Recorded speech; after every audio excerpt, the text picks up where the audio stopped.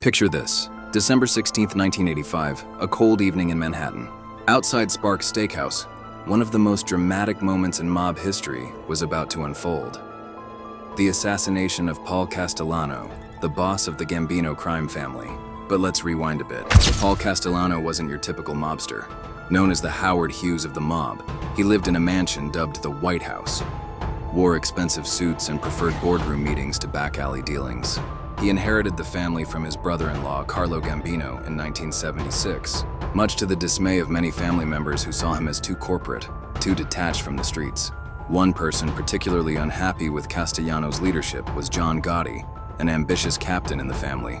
Gotti represented everything Castellano wasn't: street smart, charismatic, and deeply connected to the old-school way of doing things. The tension between them had been building for years. What really set things in motion was Castellano's increasing paranoia and his handling of the family's drug business. While he officially banned drug dealing, he was happy to take a cut of the profits. This hypocrisy didn't sit well with many, especially Gotti, who was secretly running his own drug operation. The final straw came when Castellano began distancing himself from the family's day-to-day operations, spending more time with his young girlfriend and focusing on legitimate businesses. There were also rumors that he was planning to break up Gotti's crew and might even be cooperating with federal authorities. Gotti knew he had to act. He gathered support from other disgruntled family members and planned the hit meticulously. On that December evening, as Castellano's Lincoln pulled up to Sparks Steakhouse, 4 men in long coats and Russian fur hats approached. Within seconds, the boss of the Gambino family and his underboss, Thomas Bellotti, lay dead on the sidewalk. The aftermath?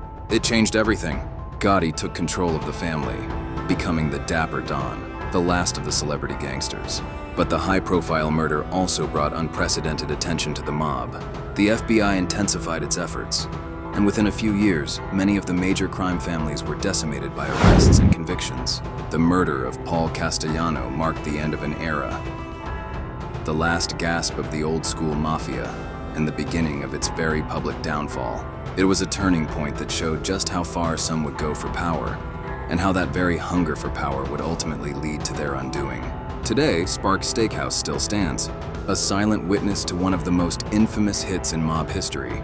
Tourists still stop to take pictures of the sidewalk where Paul Castellano met his end, marking the spot where the old guard of the American mafia took its last breath, and a new, more volatile chapter began.